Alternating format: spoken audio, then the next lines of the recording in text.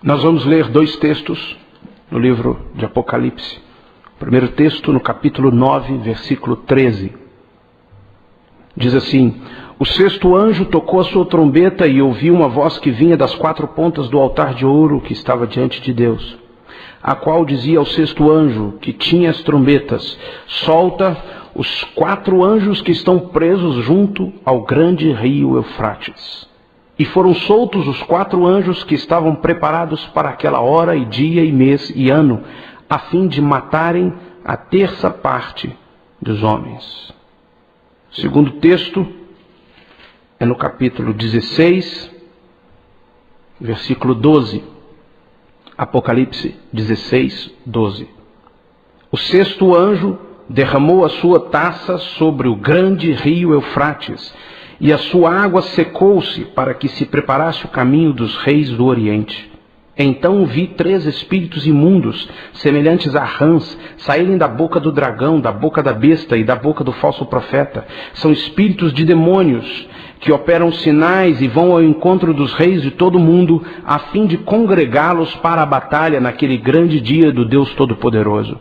Eis que venho como ladrão, bem-aventurado aquele que vigia e guarda suas vestes, para não andar nu e não se veja a sua vergonha. Então congregaram os reis no lugar em que hebraico se chama Armagedon. 2 passagens no livro de Apocalipse que tratam da sexta trombeta e do sexto anjo. E em todas as duas passagens, em todas as duas ações, ou da trombeta ou do anjo, o rio Eufrates é o cenário principal. Meus irmãos, eu estava em Salvador nos dias 15, 16 e 17 de janeiro de 1999. Quando Deus permitiu que chegasse à minha mão um livro, A Vitória Final, o ano 2000. O seu autor, Marvin Byers. Eu nunca tinha visto esse livro, e eu comecei a ler as revelações de Deus a esse homem sobre o tempo do fim, o Apocalipse, os dias em que estamos vivendo. E aquele assunto me interessava tanto que eu não parei de ler, eu queria devorar o livro. Afinal de contas, durante todo o ano de 98 eu tinha orado ao Senhor: Deus, me revela o Apocalipse. Eu quero compreender as coisas do Apocalipse, eu quero conhecer o Apocalipse. Orei assim ao Senhor durante o ano de 98. E no iniciozinho de 99 o Senhor me entrega esse livro que esclarece a minha mente. Os meus olhos são abertos para realidades do mundo, do tempo, do fim, do Apocalipse. E eu terminei o livro pensando: Deus, se este homem está correto, o Senhor está voltando muito rápido. Mas Senhor, se o Senhor está voltando muito rápido, não dá tempo de acontecer todas as profecias do Apocalipse?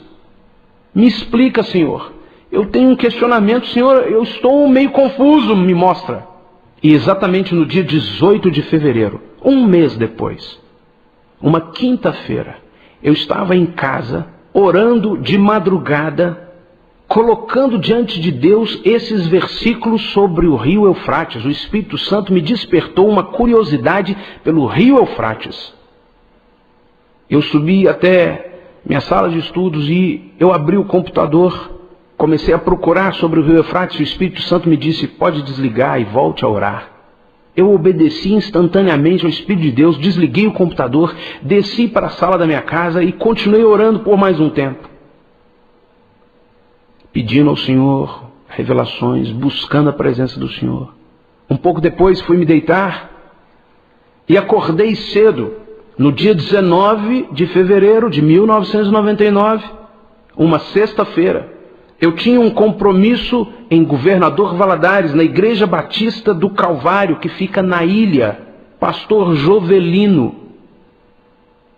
Eu tinha que tomar o avião naquela manhã, e antes de chegar no aeroporto, eu passei na minha igreja, Igreja Batista Getsemane.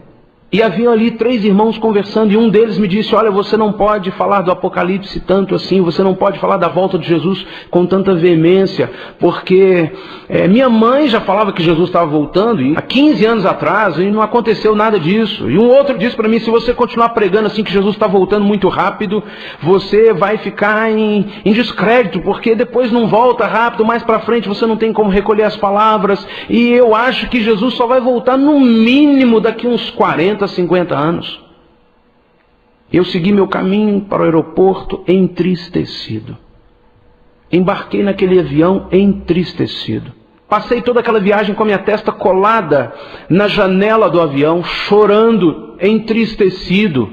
Sim, Deus, será que eu sou um menino bobo, acreditando num livro que me deram, ou acreditando assim num sentimento meu de que o Senhor está voltando muito rápido? Senhor, o que foi que aconteceu?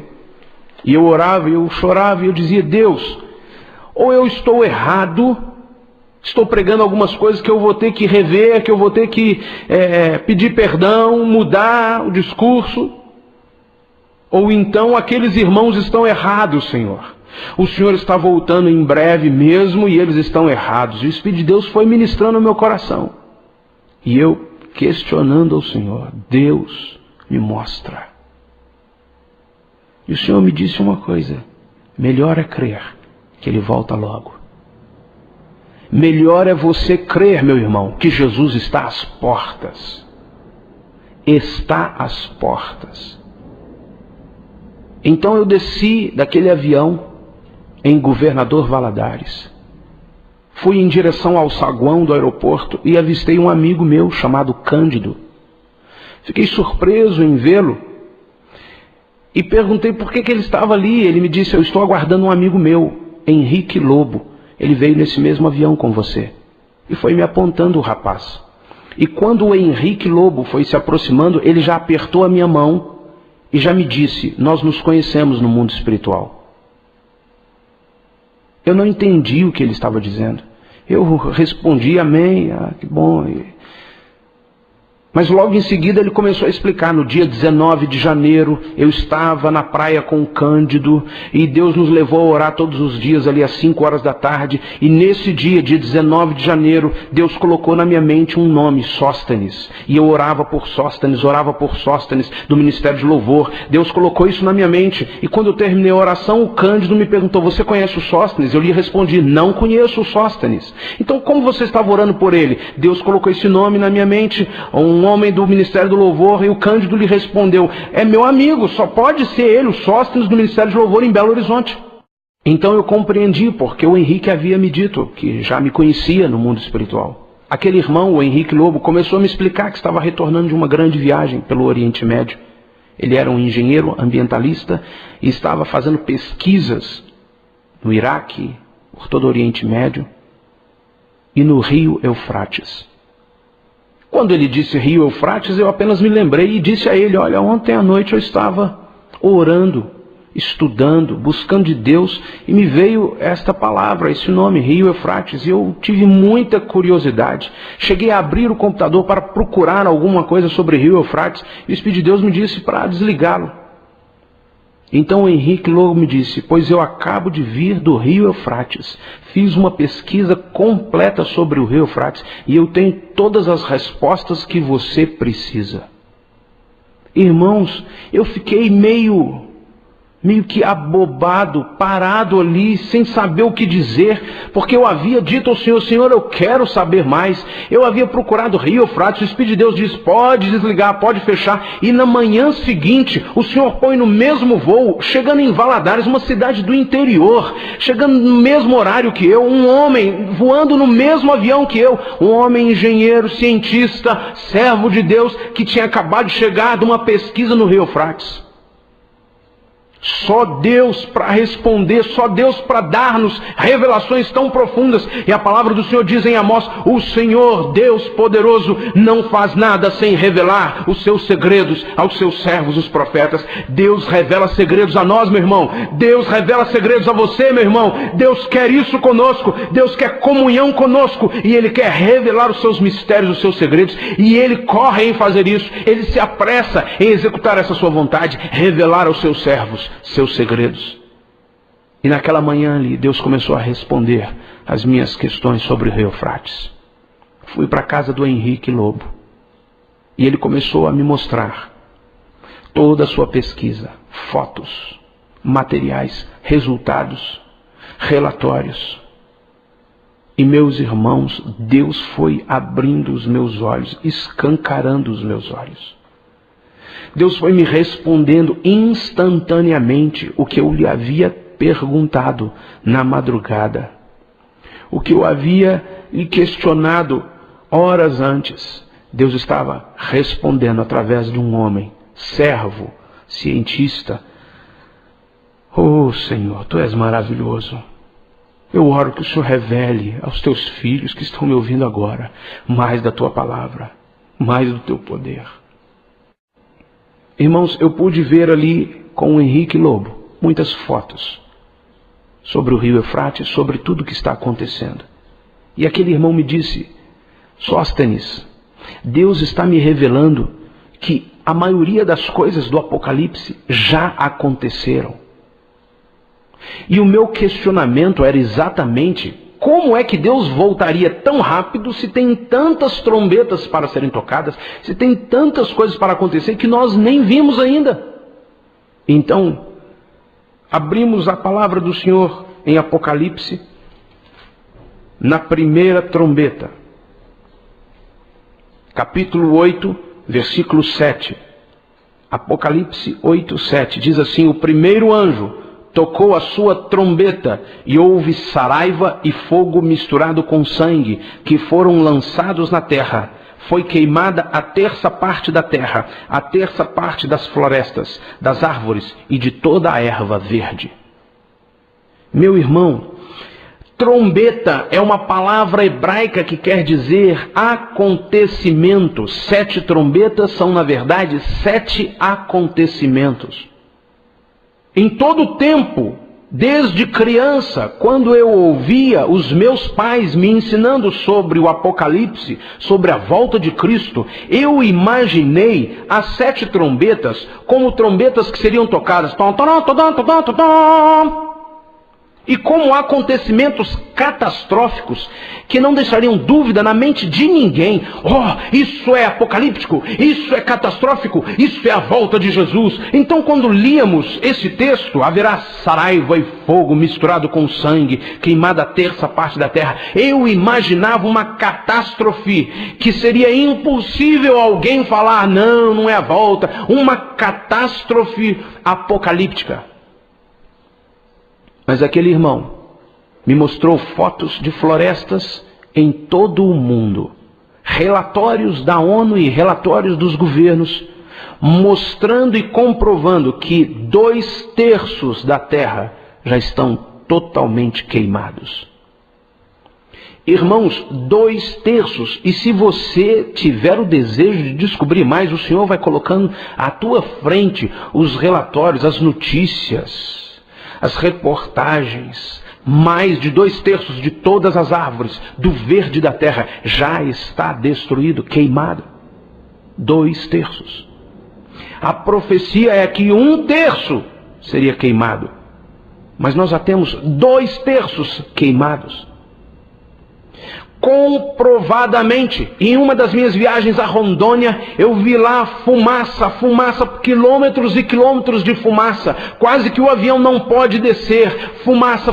Eu perguntei ao irmão o que é essa fumaça. São as queimadas. As queimadas geram fumaça que se estabelecem por todo o território, por todo o estado, e é impossível. E quase que o avião não desce de tanta fumaça. Árvores, matas sendo queimadas. Li depois nos jornais, Roraima, 33% do território de Roraima completamente queimados. As árvores, as matas já não existem. Vi fotos dos relatórios da ONU de matas sendo destruídas, matas inteiras no Canadá, matas inteiras por todo o mundo, queimadas, destruídas. Mas eu questionei, como talvez você esteja questionando. Irmão, e aqui saraiva, fogo misturado com sangue. E eu disse ao Henrique, isso para mim é um cenário catastrófico. Isso é um cenário assim, é muito terrível. Isso não aconteceu ainda. Isso é marca, uma trombeta da volta de Cristo. Isso não aconteceu ainda. E ele me mostrou fotos muito nítidas que Deus levou a ele a tirar. Fotos de sangue misturado com cinzas. Eu perguntei a ele o que é saraiva. Ele disse raios. Saraiva, chuvas de raios, fogo. Então ele me mostrou fotografias de florestas que foram totalmente destruídas por um raio que, sem mais, sem menos, vindo de nuvens, vindo de forma inesperada, atingiu uma planta, atingiu uma árvore e começou-se um incêndio. Uma floresta inteira incendiada. Sem que houvesse tempo para socorro, para os bombeiros, para um resgate. Florestas inteiras queimadas. E ele mostrou fotografias de animais mortos, tentando escapar do fogo. Animais espetados pelas árvores, animais espetados pelos galhos retorcidos. E o seu sangue derramado, e o sangue misturado com cinzas. Fotos que Deus levou ele a tirar, que comprovam que esta trombeta já foi tocada, esse acontecimento já passou, nós já estamos vivendo, 2/3 da terra já estão queimados, 2/3 da terra já estão queimados, o fogo já misturou-se com sangue de animais, com sangue de gente inocente, com sangue de gente que morreu nessas florestas, sangue de animais que morreram nessas florestas, não há mais outro 1/3 da terra para ser queimado. E trombeta por trombeta está sendo tocada. Então o Espírito Santo me fez lembrar de um texto em Mateus, no capítulo 24. No versículo 37 diz assim: como foi nos dias de Noé, assim será também a vinda do Filho do Homem. Pois assim como nos dias anteriores ao dilúvio, comiam, bebiam e casavam-se, davam-se em casamento, até o dia em que Noé entrou na arca, e não o perceberam, até que veio o dilúvio e os levou a todos, assim também será a vinda do Filho do Homem. Antes de Jesus vir buscar a sua igreja, estaremos vivendo como nos dias de Noé. Ninguém vai acreditar que já aconteceu, as trombetas não tocaram ainda, ninguém vai achar que está no tempo. Então, Senhor, aqueles episódios antes da tua vinda, da tua volta, serão episódios que acontecerão sem que os homens percebam. Eu entendi que aquela trombeta não era um acontecimento catastrófico, apocalíptico, diante dos olhos de todos. Oh, céus, é o fim do mundo, Jesus está voltando. Não, estão acontecendo e nós não percebemos, a menos que o Senhor nos mostre, e Deus está mostrando a você nesta hora. Poderíamos ir passando aqui, trombeta por trombeta, todas estão acontecendo bem debaixo dos nossos olhos. Estamos vivendo exatamente os últimos tempos. E a palavra do Senhor diz que seria como nos dias de Noé. Ninguém acreditaria, ninguém daria conta, cada um vivendo por si mesmo, e as trombetas sendo tocadas. E 1/3 da terra já foi queimado, 2/3 da terra já foram queimados, os rios já estão perdidos, a água na terra já está perdida, não há mais tempo, os animais, o fundo dos mares está completamente dominado por lixo, e lixo atômico, e lixo de todas as nações. A morte invadiu os mares, os peixes já não existem na abundância que existia. Nós estamos vendo organizações tentando salvar o planeta, tentando salvar os rios, tentando salvar as matas, as florestas, mas aquilo que Deus disse que haveria de acontecer está acontecendo diante dos nossos olhos. A terra está sendo destruída, os mares, as florestas, tudo se acabando, como profetizou o Senhor através de João. E nós não percebemos na tecnologia, não percebemos na internet, não percebemos na computação o avanço do tempo, o domínio maligno sobre todas as coisas, o preparo. Recebi na minha internet outro dia um documento que traz os estatutos para o governo mundial. Em 92, no Rio de Janeiro, uma organização mundial com o propósito de analisar a ecologia, de analisar o planeta Terra. Os governos se reuniram na Eco 92. Na verdade, eles passaram um documento para ser analisado e ser abonado por todos os governos, o documento do regime de governo único sobre a terra. Recebi na minha internet um documento que mostra toda a estratégia do governo 666. Meus irmãos, está tudo diante dos nossos olhos. Há poucos dias recebi aqui também pela internet um artigo mostrando como já existem milhões de chips preparados para serem colocados debaixo da pele. Homens que serão marcados com chips, com um sinal, um código, como previu as Escrituras. Já está tudo pronto para a volta de Cristo, já está tudo pronto para o anticristo assumir seu governo. E nós estamos vivendo como se nada fosse acontecer, como nos dias de Noé. Então, junto com aquele irmão, Henrique Lobo, eu comecei a entender a resposta de Deus. Filho, eu estou voltando rápido. E as coisas que tem para acontecer no Apocalipse não vão acontecer ainda. Você não precisa esperar um tempo longo para que todas as profecias venham a acontecer. Elas já estão acontecendo. A maioria delas já aconteceram bem debaixo dos vossos olhos. E como nos dias de Noé, os homens não querem perceber. A minha dúvida, a minha questão, a minha curiosidade era o rio Eufrates. Então eu perguntei a ele, meu irmão Henrique, fala-me então sobre o rio Eufrates. E o Henrique começou a me explicar, irmão, eu pesquisei todo o rio Eufrates. Pesquisei a população à volta do rio Eufrates. Pesquisei o comércio à volta do rio Eufrates. Pesquisei tudo sobre o rio Eufrates. E a minha pesquisa trazia duas conclusões preocupantes. Duas conclusões muito sérias. Primeira, o rio está secando. Existem lugares em que o rio já perdeu 10 metros de margem. Existem lugares que o rio está secando de uma forma tão tremenda que é possível plantar as margens do rio. Saddam Hussein mandou secar uma grande região onde os habitantes plantavam arroz, e para que eles não tivessem mais como plantar, mandou secar aquela região. Os habitantes não têm mais como plantar arroz e vão ter que comprar arroz do seu governo. Então com isso o rio se secou mais. E Deus levou aquele irmão, Henrique, no último dia de sua viagem, andar pelas margens do rio. E ele conta que em um determinado momento o Espírito de Deus disse, abra Isaías 11. Ele nunca tinha prestado atenção nesse texto. Ele não sabia do que se tratava, mas o Espírito de Deus disse, abra Isaías 11, leia o versículo 15. E as margens do rio Eufrates, ele começou a ler. E o versículo 15 diz, o Senhor destruirá totalmente o braço de mar do Egito e moverá a sua mão contra o rio Eufrates com a força do seu vento. Ele me disse que quando ele leu esse texto, ele caiu prostrado. Meu Deus, o rio está secando, e o Senhor já havia profetizado isso. O Senhor vai mover o rio com a força do vento, sem que ninguém perceba, sem que ninguém veja. O rio está secando. É o vento, é o braço do Senhor movendo-se contra o rio. Mas a segunda parte do versículo diz, ele o ferirá e o dividirá em 7 correntes, e qualquer um o atravessará de sandálias.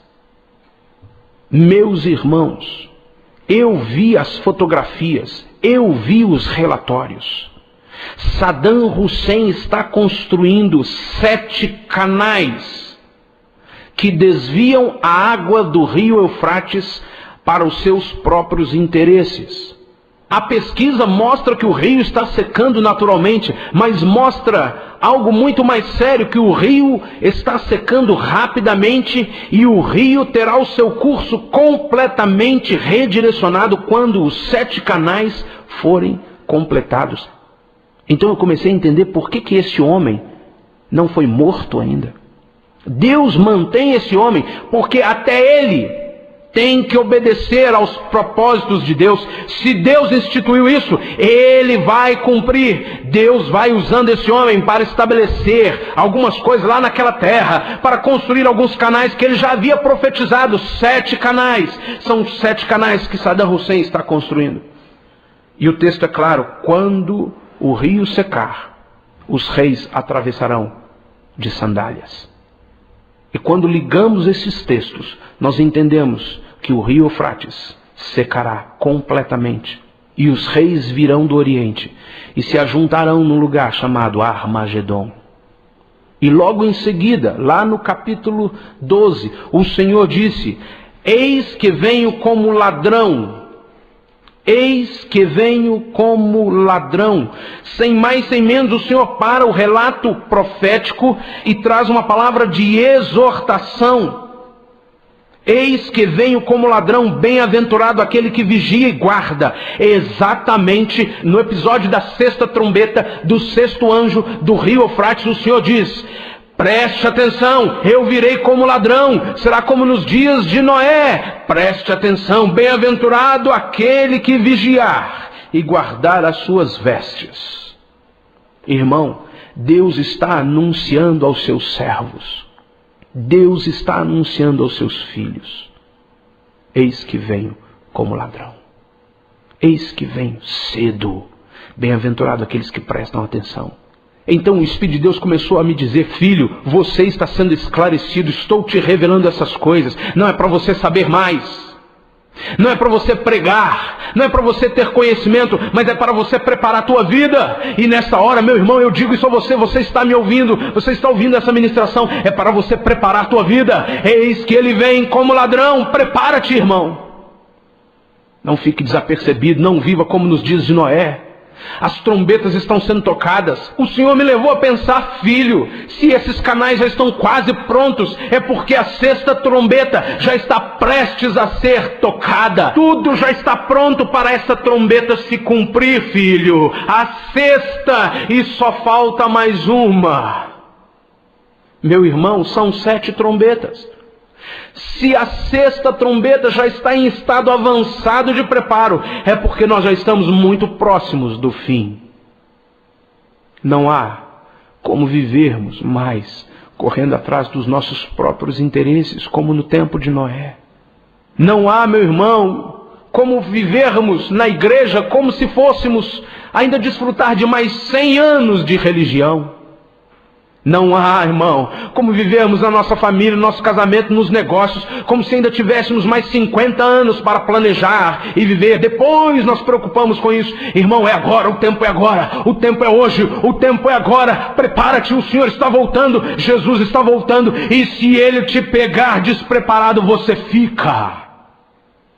Daniel fala claramente no versículo 4: tu, porém, Daniel, encerra as palavras e sela o livro até o tempo do fim. Muitos o esquadrinharão e o saber se multiplicará. Deus já estava declarando: Daniel, não se preocupe, os homens criarão doutrinas, os homens esquadrinharão esse assunto, os homens entenderão algumas coisas, mas o livro está selado até o tempo do fim. Não adianta muito especular doutrina ou linha doutrinária escatológica. Daniel, os homens esquadrinharão, mas os meus sábios compreenderão todas as coisas. Os meus sábios resplandecerão como o fulgor do firmamento. Versículo 3. O Senhor está declarando claramente que os seus filhos, os seus sábios, aqueles a quem o Senhor vai revelando os mistérios, aqueles a quem o Senhor vai abrindo o selo, o livro, esclarecendo, o Senhor os fará resplandecer, brilhar. Os sábios compreenderão todas as coisas. O versículo 10, o Senhor diz: muitos serão purificados, Daniel, embranquecidos e provados. O Senhor está purificando a sua igreja, o Senhor está provando e embranquecendo os seus filhos. A noiva está sendo preparada.